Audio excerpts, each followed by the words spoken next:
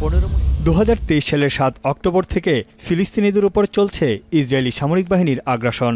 দীর্ঘ 15 মাসের যুদ্ধে মাত্র একবার 7 দিনের যুদ্ধবিরতি হয়েছিল। এরপর যুক্তরাষ্ট্রের উদ্যোগে কাতার ও মিশরের মধ্যস্থতায় কয়েক দফায় মাসের পর মাস বৈঠক করেও কোনো ফল আসছিল না। সম্প্রতি নবনির্বাচিত মার্কিন প্রেসিডেন্ট ডোনাল্ড ট্রাম্প 20 জানুয়ারির মধ্যে যুদ্ধের অবসান চেয়ে হুমকি দিয়েছিলেন। গেল 15 মাসের যুদ্ধে প্রাণ হারিয়েছেন 46,500-এর বেশি ফিলিস্তিনি। আহত ও বাস্তুচ্যুত হয়েছে কয়েক লাখ মানুষ। পুরো উপত্যকা রূপ নিয়েছে ধ্বংসস্তূপে। অবশেষে আলোর মুখ দেখতে যাচ্ছে যুদ্ধবিরতির চুক্তির মাধ্যমে। কাতারের রাজধানী দোহায় যুদ্ধবিরতির চুক্তিতে ঐকমত্যে পৌঁছায় দুই পক্ষ। চুক্তির আওতায় গাজায় সংঘাত বন্ধ ও বন্দি বিনিময়ের মাধ্যমে মুক্তির পথ খুলছে। বিষয়টি নিশ্চিত করেছেন কাতারের প্রধানমন্ত্রী। Well, the agreement on November was to build the momentum in order to lead for a longer-term agreement, which we have today. But unfortunately, the agreement in November was... চুক্তিটি কার্যকর হবে 19 জানুয়ারি থেকে। প্রতিদিন 600 ট্রাক বোঝাই মানবিক সাহায্য গাজায় প্রবেশের অনুমতি দেওয়া হয়েছে। চুক্তিটি 3 ধাপে সম্পন্ন হবে। প্রথম ধাপে 6 সপ্তাহে 33 জন ইসরায়েলি বন্দীকে মুক্তি দেবে হামাস। এই ধাপ সফল হলে শুরু হবে দ্বিতীয় ধাপ।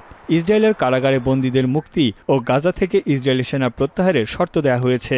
তৃতীয় ধাপের শর্তে আছে 3 থেকে 5 বছরের মধ্যে গাজার পুনর্গঠন পরিকল্পনা। এমন খবরে উল্লাসে ফেটে পড়েন জিম্মিদের স্বজন ও ফিলিস্তিনের বাসিন্দারা। নিজ বাড়িতে ফেরার আনন্দে ভাসছেন তারা।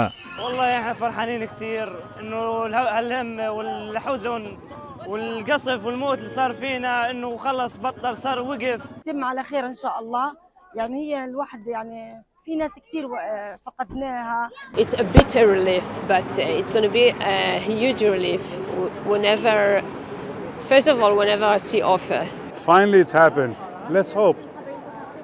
We say you count the money in the stairs and now it's only talking. We want to see it happen. গাজার যুদ্ধবিরতিকে স্বাগত জানিয়েছেন বিশ্ব নেতারা।